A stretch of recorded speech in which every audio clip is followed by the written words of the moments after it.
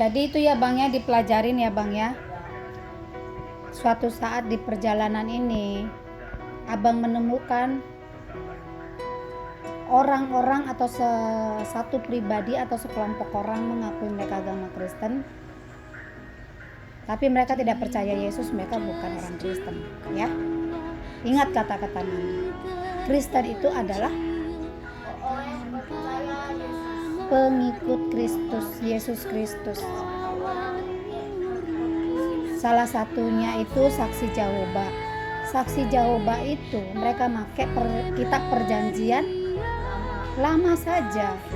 Jadi mereka tidak mengakui Yesus itu Tuhan. Gitu. Ya, hati-hati. Pokoknya Abang dalam tindak tanduknya Abang, langkah-langkah kakinya, misalnya ketemu sesuatu yang mengganjal di kepala, di hati, tanya Mami, itu penting ya. Mami serius nih, tanya Mami, itu penting. Karena apa? Supaya tidak menimbulkan pertanyaan terus kamu cari jawabannya sendiri yang pada akhirnya nanti kamu jadi menyimpang tahu, keluar dari keimananmu ya. Oke Bang. Dan kalau kamu cerita sama Mami, sama Papi di setiap persoalan hidup, masalah hidup, sekalipun kau berbuat salah, kalau kau cerita sama orang tua, dimarahi pasti dimarahi. Jangan takut dimarahi. Ya. Nanti Mami beli buku itu tentang, judulnya itu Jujur Kepada Tuhan. Jujur kepada Tuhan artinya apa? Ya kamu harus jujur dalam hidup kamu gitu. Jangan ada kebohongan. Karena kebohongan itu hanya mendatangkan kesusahan. Kalau kau udah susah, ya udah. Terus peganganmu nggak ada, susah. Pokoknya itu yang pesan Mami. Cerita kepada orang tua untuk semua persoalanmu, sekalipun kamu melakukan satu kesalahan. Kalau bercerita kepada orang tua akan marah, tapi marahnya itu akan diakhiri dengan doa. Lah kalau kamu cerita sama temen atau orang lain, kita kan nggak tahu mereka itu benar nggak ya, tulus nggak ya berteman sama kita. Kita nggak bisa tahu isi hati orang, di kepalanya orang itu kita nggak bisa tahu. Manis mulut, lemah lembutnya orang nggak menjamin orang itu baik Bang, nggak menjamin orang itu benar. Ingat, benar itu sudah tentu baik. Ingat kata-kata Mami ya, kan Mami selalu bilang benar itu sudah tentu baik, walaupun benar itu kadang nggak sesuai dengan yang kita inginkan, sakit. Tapi baik itu belum tentu benar. Ya udahlah, biarin aja lah, itu baik. Tapi biarin aja ini apa? Mencelakakan kita enggak? Misalnya kamu main terus, nggak usah belajar Mami, ya udah biarin aja lah main. Itu baik, tapi bener nggak? Nggak benar. Gitu loh maksud Mami. Kalau kau bercerita sama orang tua, nggak usah takut. Kalaupun dimarahin ya terima. Itu sama aja kamu udah jujur sama Tuhan. Gitu loh Bang. Karena kalau kita cerita sama orang tua kita, kemarahan itu akan endingnya itu akan ada doa. Jadi orang tua itu akan menutupnya dengan doa. Nah kalau cerita sama orang, bisa aja dia senang. Gak ada yang tahu isi hatinya kan. Kalau kita lagi susah, bagus Ken, susah aja lu. Itu bisa aja isi hatinya seperti itu. Ya kan? Hati-hati. Seperti Mami bilang tadi, minta setiap doa kita tuh bilang gini, Tuhan, tolong jaga hati aku, jaga pikiran aku. Tolong bantu aku untuk peka dengan orang-orang sekitar aku. Jangan pernah lupa berdoa seperti itu. Tuhan, tolong tuntun langkah kaki aku. Apakah aku melangkah dengan benar? Gitu.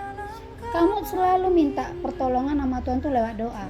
Baca Alkitab, bernyanyi, apa-apa semua kalau lakukan dengan Tuhan, lama-lama kamu peka Bang. Abang peka sama orang-orang di sekitar.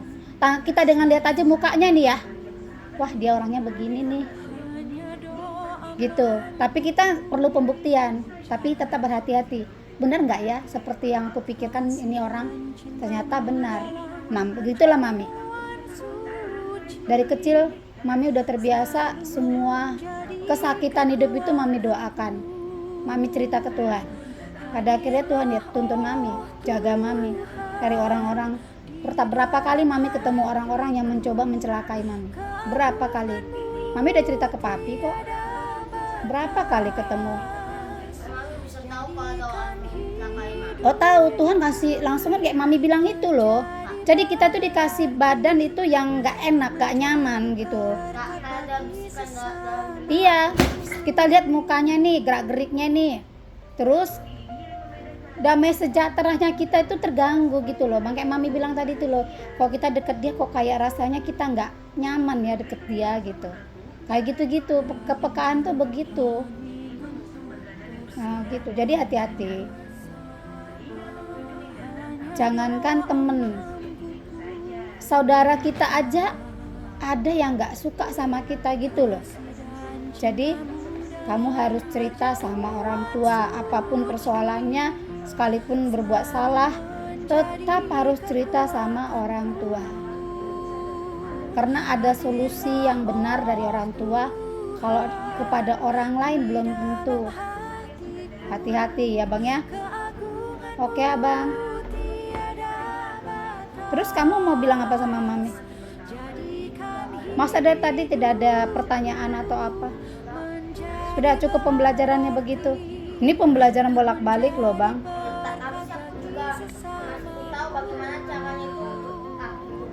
Peka itu seperti Mami bilang tadi.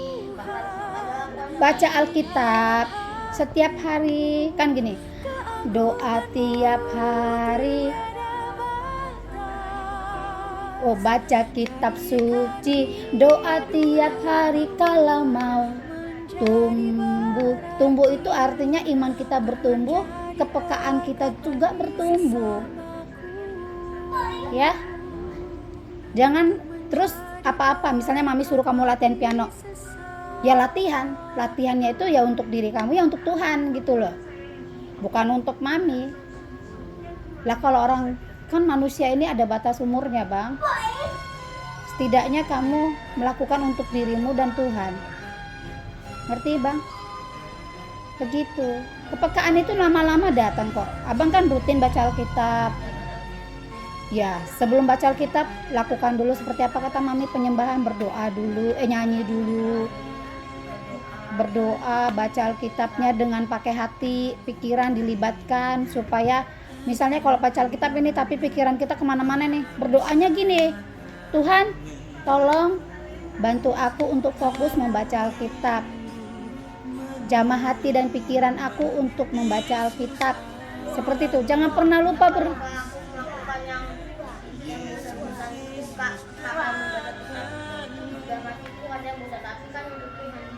iya.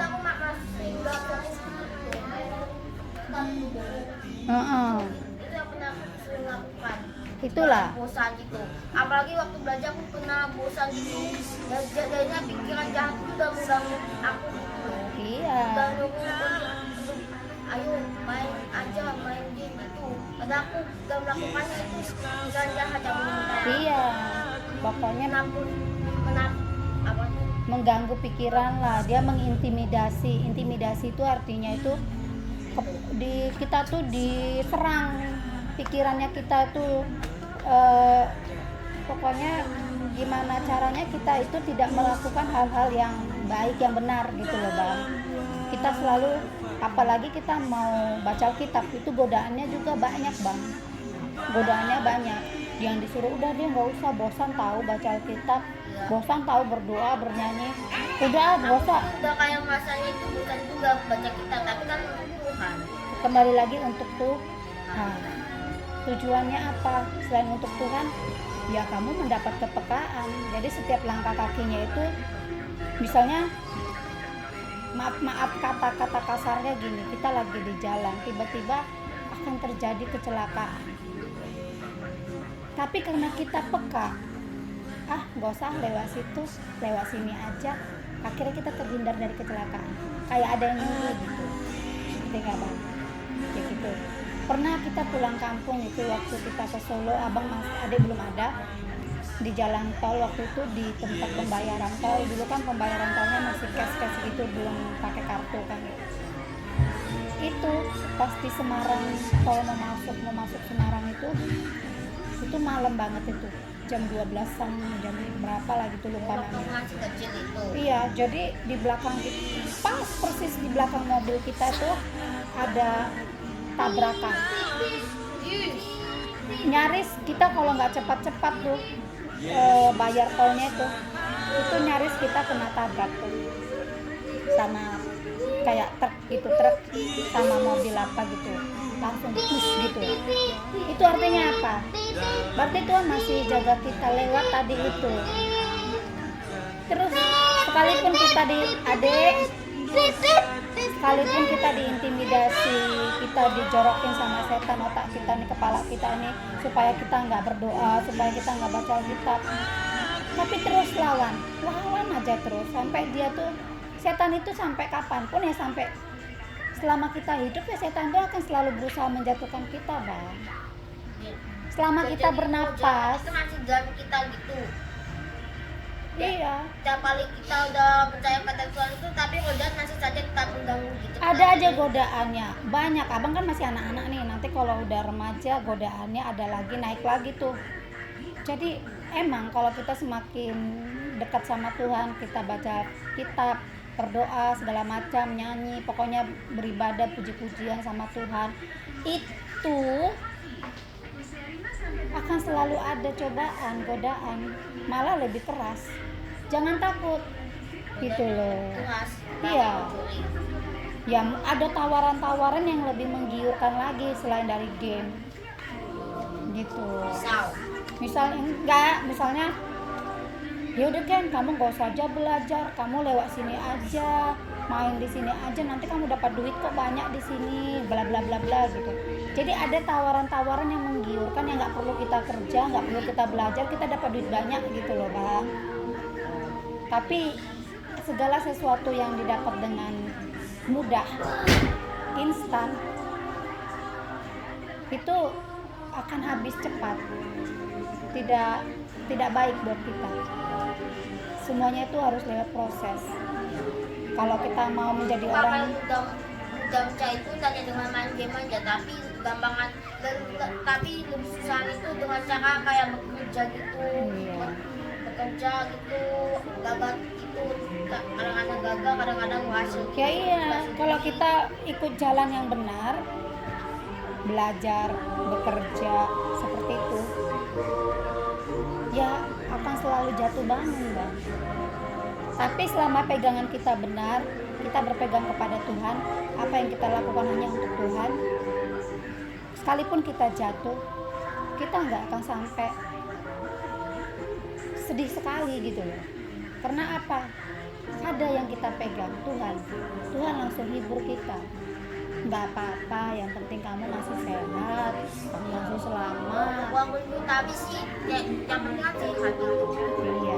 Itu yang orang Kalau misalnya kita nggak punya apa-apa, pingin beli mainan ini, ternyata uangnya belum ada, ya nggak usah dibeli, kan bukan kebutuhan. ya mana. Kecuali kalau makan, kita memang butuh makan. Kalau makan itu kan butuh, juga butuh. Iya, minum air itu kan kebutuhan. Iya. Kalau mainan itu kan keinginan, Iya. cuman Kalau kesenangan. dewasa pun aja juga masih Iya, mainan gitu, tapi kadang-kadang ada jarang sih. iya, pokoknya gitu ya bang ya. Jarang. Walaupun nggak punya duit gitu, tapi kan nggak usah beli mainan gitu. Ya kayak mami lah, pingin beli orang abang baju-baju, karena bajunya udah kecil-kecil. Oh iya, agak ditahan aja dulu, kan yang penting makannya dulu, vitaminnya dulu, apa-apa yang kebutuhan dulu deh, susu kayak gitu-gitu, itu dulu mami penuhi. Nanti kalau misalnya uangnya udah cukup, oh iya baru boleh beli baju nih gitu ya kan bang ya, kayak mami gitu, kayak mami lakuin gitu. Jadi kita nggak boleh, Jika punya banyak uang itu lebih baik menggunakan yang kebutuhan iya, sehari-hari gitu. Jika udah cukup banget itu ya cukup banget untuk kayak bisa beli baju atau beli mainan gitu, ya bisa aja beli gitu. Ya kalau udah terpenuhi kebutuhan kita, uangnya masih ada, ya dibeli Ya, secukup-cukupnya, tidak boleh juga dihabiskan. Karena kan hidup ini kan nggak sekarang doang, masih ada hari-hari yang akan datang. Kalau habis hari ini semua uangnya, besok mau pakai apa? Jadi harus gitu kan ya Bang ya. Jadi kalau soal manajemen keuangan, nabung segala macam, nah itu papi contoh itu. manajemen keuangan aku nggak tahu. Manajemen keuangan tuh mengatur keuangan. Kalau mami ini kan ada uang dikit masih kalau papi kan masih bisa menabung orangnya, masih bisa ngerem, masih bisa membatasi. Kalau mami kan ada barang yang bagus buat anak, selagi ada duitnya beli aja buat abang, buat adik, kan gitu mami.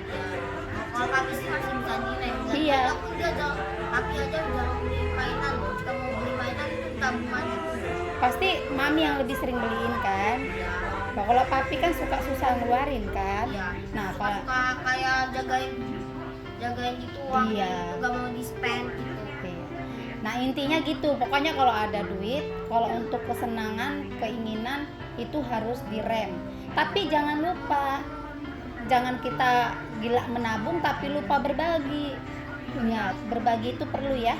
Ya benar, waktu Adik-adik sopan sama kayak abang. apa No, dan tidak. itu setiap kali berdoa gitu ya, waktu pertama kali belajar gitu ya, itu kan berdoa sama ya itu. Di rumah itu bilang itu ada pernah cerita, ada orang yang minta rezeki pada Tuhan gitu. Makanya Tuhan memberi banyak uang, kaya, tapi setelah banyak uang dia gak mau berbagi pada orang miskin. Yang dia melihatnya langsung kabur. Adik nggak boleh main kepala abang, tidak sopan. Seharusnya kan kalau udah dikasih rezeki banyak itu juga harus berbagi dong pada orang yang udah miskin gitu. Iya. Jadi kalau kita punya berbagi itu nggak nunggu kaya, nggak nunggu berlebihan, ya bang ya. Selagi kita bisa berbagi, walaupun kita berbaginya bisa sedikit ya nggak apa-apa, sedikit. Boleh menabung, boleh memanage keuangan dengan baik. Kita pelit untuk keinginan kita, kesenangan kita, tapi tidak boleh pelit untuk berbagi. Sedikit aja. Kayak mami bilang, kayak kemarin sumbangan mami apa namanya yang 10.000 itu yang kayak gitu kan nggak banyak kan, ya, sedikit kan, cuman yang penting kita kasih hati, kasih waktu, ikhlas. Udah sampai ini nggak abang yang membaca? Oh belum ya, abang belum perjanjian baru ya. Nanti abang akan menemukan bacaan, tapi nanti biar abang baca dulu Alkitab, apa kita perjanjian lamanya sampai habis, nanti perjanjian baru. Seorang janda memberi dengan dia cuma punya uang sekoin doang, tapi dia nggak punya lebih, tapi dia kasih dari hatinya dia yang dia punya. Ya seperti itu maksud mami. Jangan pelit, sedikit pun nggak apa-apa, yang penting hatinya ikhlas. Iya. Jadi jika kakak yang gua ngasih dia segini duit gitu, nah tapi berbagi kepada orang miskin itu gak apa-apa ya. Nggak apa-apa, yang penting nggak usah banyak-banyak. Makanya aku gak kayak mau menabung untuk supaya beli mainan baru gitu, tapi aku juga harus ikhlas gitu kepada orang miskin itu, memberi uang tabungan aku gitu lah. Iya. Yang digunakan untuk beli mainan gitu ya, kita dapat uang. Iya. Boleh, abang nabung, terus kalau dibongkar tabungannya itu celengannya, boleh beli mainan, tapi jangan lupa berbagi gitu. Berbagi itu nggak mesti harus banyak, sedikit pun nggak apa-apa. Yang penting ikhlas, tulus dari hati. Nanti Tuhan tambahkan lagi, karena abang masih sekolah, Tuhan tambahkan lewat abang belajar semakin rajin, semakin pintar, lewat jualan mami, lewat kerjaan papi, Tuhan tambahkan lewat sana. Yang kita kasih itu akan Tuhan kembalikan dengan cara-cara yang macam-macam gitu. Jangan takut, uang kita kasih itu Tuhan pasti kembalikan bang gitu. Oke bang, masa cuma orang tertentu takut gitu jika ngomong sedikit itu nanti jika dikasih uang sedikit itu kepada orang itu nanti gak bisa beli apa-apa gitu loh.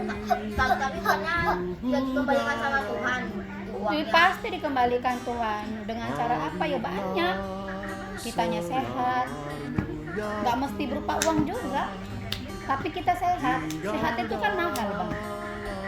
Kalau kita sakit berobat kan ngeluarin duit, benar iya kan? Belum tentu lagi sembuh. Kalau sakitnya udah berobat, sakitnya nggak sembuh, berobat lagi, uangnya banyak yang habis. ya. Gitu. Obat kan itu mahal ya. Walaupun kayak aku sakit itu nggak kayak kaki aku ada kayak darah tapi biarin saja dia sembuh sendiri gitu ya. Nggak perlu kayak diobati. Iya, kalau kayak gitu bayar-bayaran gitu untuk biar supaya cepet gitu. Ini sakitnya itu yang sakit lain bang. Kalau kita kena silet tangannya, kena gunting gitu, itu nggak sesakit kayak orang punya sakit yang bisa mematikan kayak kanker gitu loh bang.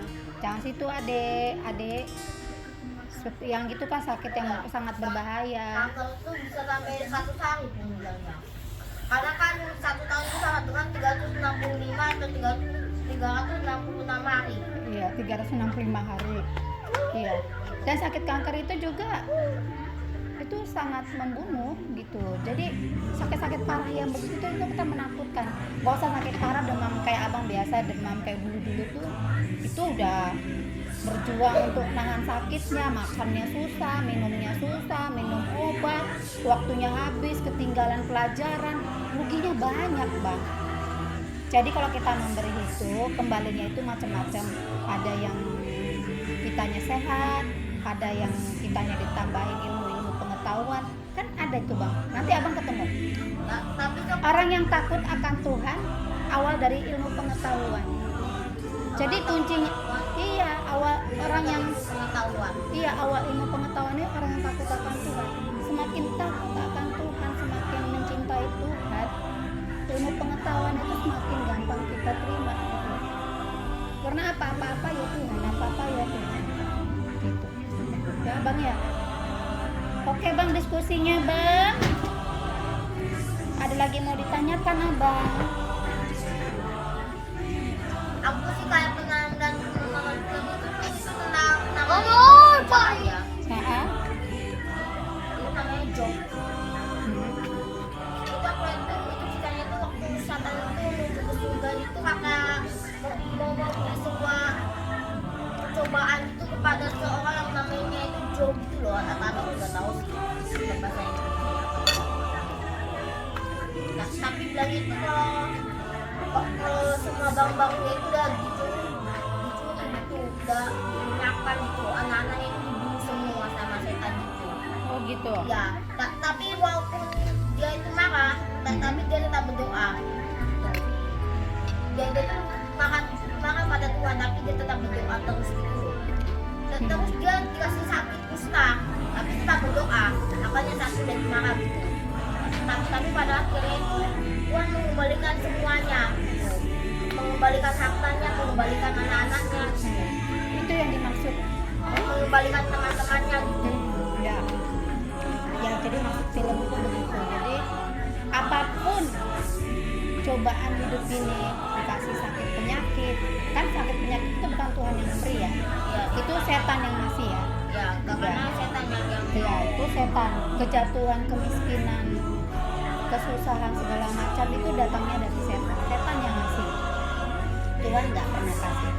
Tapi Tuhan mengizinkan itu semua terjadi, kita alami supaya apa? Tuhan mau lihat seberapa kuat nih anak aku nih bertahan. Dia masih setia nggak sama aku? Gitu loh. Tuhan mau lihat itu. Oh, kalau dia masih setia, kesetiaan kita itu tekun terus berdoa terus. Walaupun kita marah, kita sedih, kita sakit, kita apa, tapi kita masih selalu berdoa terus. Tuhan akan mengembalikan semua yang hilang itu bang pada waktunya Tuhan. Kalau kita itu rumahnya itu waktu udah tua itu semuanya udah dikembalikan, anak-anaknya yang belum itu diberikan lagi. Ya. Jadi cerita film itu menceritakan tentang kesetiaan kita sama Tuhan. Seberapa setia kita di saat cobaan itu semua datang. Makanya kayak Mami bilang ke Papi, ayo jangan lihat orang ABCD, kitanya harus damai sejahteranya itu memang harus dibenarkan, datangnya dari Tuhan. Walaupun masih segini, tapi yang segini ini, yang kita dapat segini ini nggak seberapa dengan orang lain. Kalau kita nikmati dengan kedamaian dari Tuhan, dengan rasa syukur, akan selalu cukup. Yang penting itu kan di rumah damai kan, tidak ada pertengkaran, tidak ada kesedihan, kesusahan. Yang penting kita bisa menikmati berkat-berkat Tuhan yang Tuhan kasih, seberapapun yang Tuhan kasih kita nikmati gitu loh Bang. Oh, jadi ceritanya itu percobaan itu semuanya itu yang lakukan itu setan ya. Tapi itu hanya untuk percobaan biar supaya Tuhan tahu kalau anak-anak Tuhan itu nggak kasih kita setia gitu. Iya. Kita bisa apa tuh? Aku nggak tahu. Iya, supaya tetap setia. Kadang banyak orang Bang nggak mau susah. Aduh, hidup gue udah capek begini-begini aja. Udah berdoa sama Tuhan, masih aja susah. Masih aja nggak dapat yang aku mau. Udah aku nggak mau lagi nyembah Tuhan. Udah, aku mau cari jalan lain aja semamauku. Terus dia jual narkoba atau apalah yang dia lakukan untuk bisa dapat duit banyak biar cepat kaya. Atau dia curang di kantor, dia korupsi, ngambil duit segala macam gitu kan ya. Dia lakukan semuanya itu di luar dari keinginan Tuhan. Nah, orang-orang seperti itu mungkin dia bisa merasakan nikmatnya dapat duit banyak dengan cepat. Tapi belum tentu anak cucunya selamat. Artinya dia bisa menikmati hidup enak dengan hasil pencuriannya dia, dengan hasil kerjanya yang tidak benar, tapi anak cucunya akan melarat karena tidak dididik di jalan-jalan yang benar. Gitu. Susah, akan jatuh dalam kemiskinan, akan kena dosa kutuk, karma. Jadi kalau kita melakukan suatu kesalahan, pelanggaran, kalau kita nggak segera minta ampun sama Tuhan, pelanggaran kita itu akan jatuh ke anak kita, ke cucu kita. Jadi mereka akan mengalami kesusahan. Gitu loh.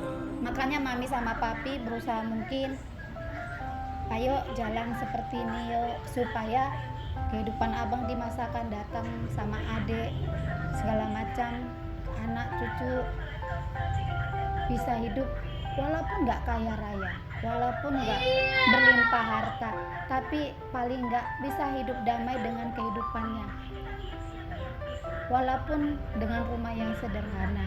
Adik yang sopan ya, rumah yang sederhana tapi damai, kita bisa tenang gitu. Kita nggak punya sirik, nggak punya rasa dengki sama orang. Walaupun kayak rumahnya sederhana gitu, nggak punya pembantu gitu, rumahnya itu kadang-kadang masih sebagai tanah. Ya apalagi gitu,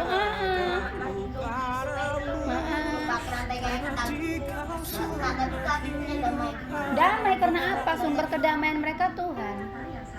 Gitu.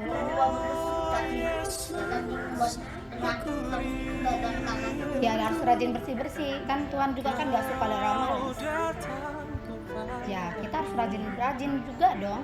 Nggak mesti jadi kita hidupnya susah, ya udah biarin aja lantainya kotor, bla bla bla bla. Nggak boleh gitu. Tetap kita harus rajin. Tuhan tuh suka sama orang rajin. Orang setan aja rajin, kreatif, aktif. Iya kan? Masa kita ndak dia rajin, aktif, kreatif, gimana caranya nih pengikut Yesus ini, pengikut Tuhan ini nih pokoknya jatuh, gimana caranya nih? Dia kerja keras dia. Tapi waktu mendengar kalau orang itu udah marah karena Tuhan itu, tapi berdoa sama Tuhan, maksudnya setan itu marah. Ya marah. Jadi berpikir keras itu untuk kalian menipu terus, tapi malah jadinya itu udah pasti terus, gagal terus. bikin jadi dia makan terus. Nah, Walaupun dia udah membuat usaha kepada orang itu, tapi orang itu tak berdoa, makanya aku lihat tuh dia terus makan gitu. betul. Dia nggak suka lihat kita dekat sama Tuhan. Makanya dia kan ada orang bang, Engkau yang ternyata nggak usah doa pun aku dapat uang.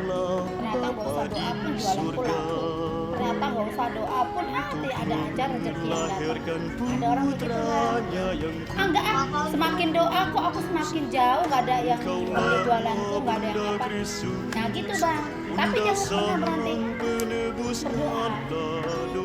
Cobaan setan itu supaya waktu kita berdoa itu dia itu juga sambil macam-macam kita tidak Iya. kita doa yang baik adanya ini bersinar tapi tiada kita sendiri yang masih yang diangkat ke surga penuh kemuliaan. Iya, kita ini juga tambah rajin, kita tambah kreatif, tambah marah, tambah aktif. Kita juga lomba. Masa cuma kasih kita pikiran yang sehat, badan yang sehat. Masa kita nggak gunakan untuk sesuatu yang benar dan semangat dan sehat untuk melawan setan. Seharusnya kan kita harus bisa berbuat lebih dong, kan? apalagi setan juga Tukang bohong. Jangan salah, setan pun berani masuk rumah Tuhan loh. Manipulasi, dia pinter.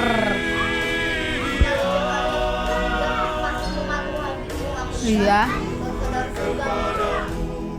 Gereja-gereja gitu dia juga berani. Jadi artinya itu gini, banyak kok jemaat gereja, jangan dibilang banyak ya, enggak juga. Maksudnya ada rajinnya ke gerejanya, ya ajubile, ya ampun ya kan, baca firman Tuhan ya iya juga, tapi dia punya sirik dengki, dia punya ambisius yang bisa mencelakakan orang, keegoisan. Jadi itu setan itu begitu manipulasi. Jadi dia jadi setan yang membuat kita membuat orang jadi miskin, jadi sakti dan yang buat setan emang itu kayak setan itu untuk merusak semua anak yang Tuhan buat ciptakan itu. Karena memang dia yang kayak raya itu dibuat jadi miskin. Dari orang yang sehat itu bisa berjalan dibuat jadi miskin.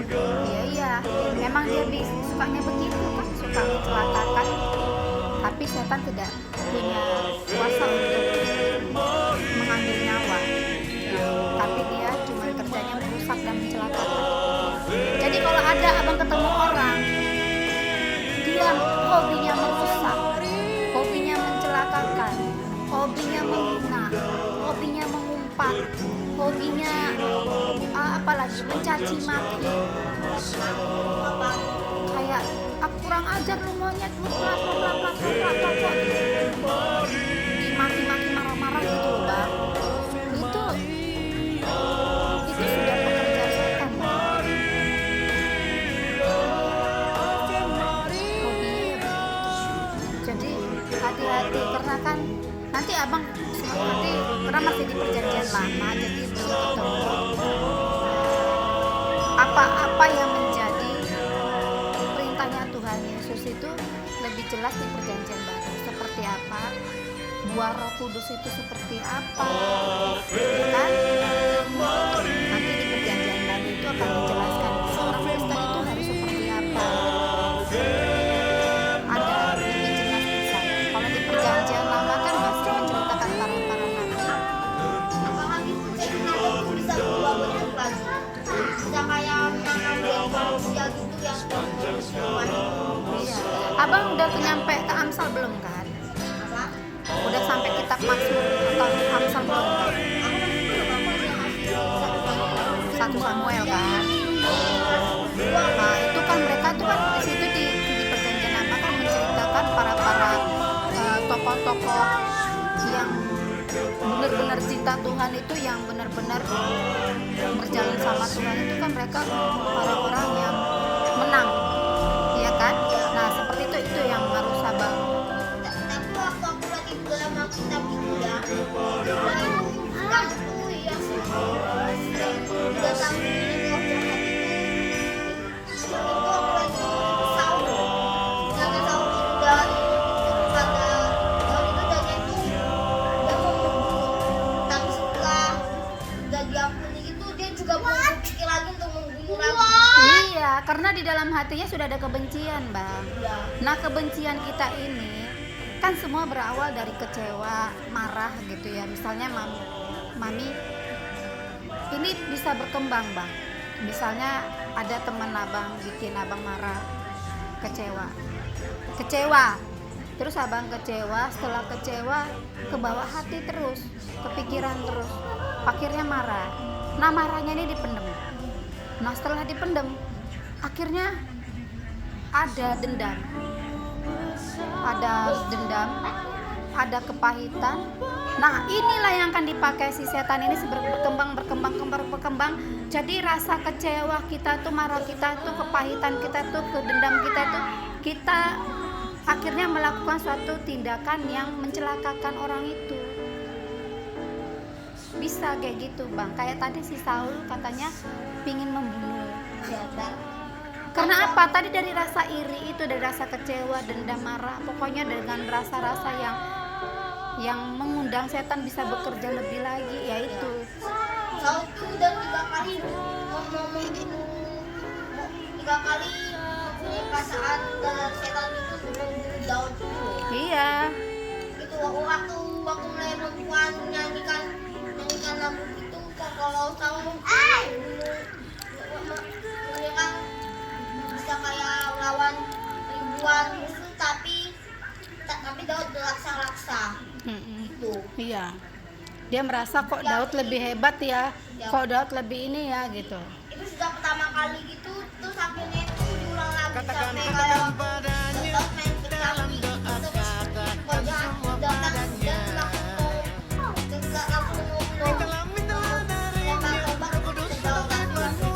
Iya.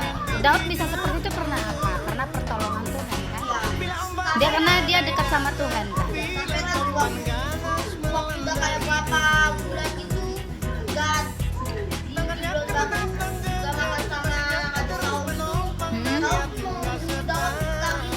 Iya. Aku tahu. Makanya jangan biarkan rasa kecewa kita itu sampai menjadi dendam. Karena kalau udah sampai kepada dendam, maka ada tindakan-tindakan yang akan mencelakakan orang itu gitu. Ada tindakan yang tidak disukai Tuhan. Ya kan? Kan seperti hukum Taurat bilang, jangan membunuh.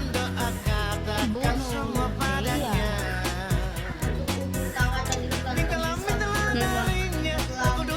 Di Gunung Sinai.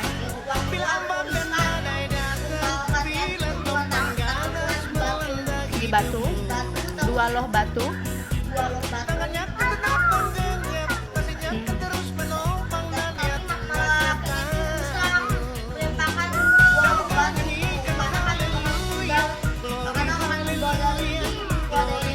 Orang Israel yang keluar dari tanah Mesir.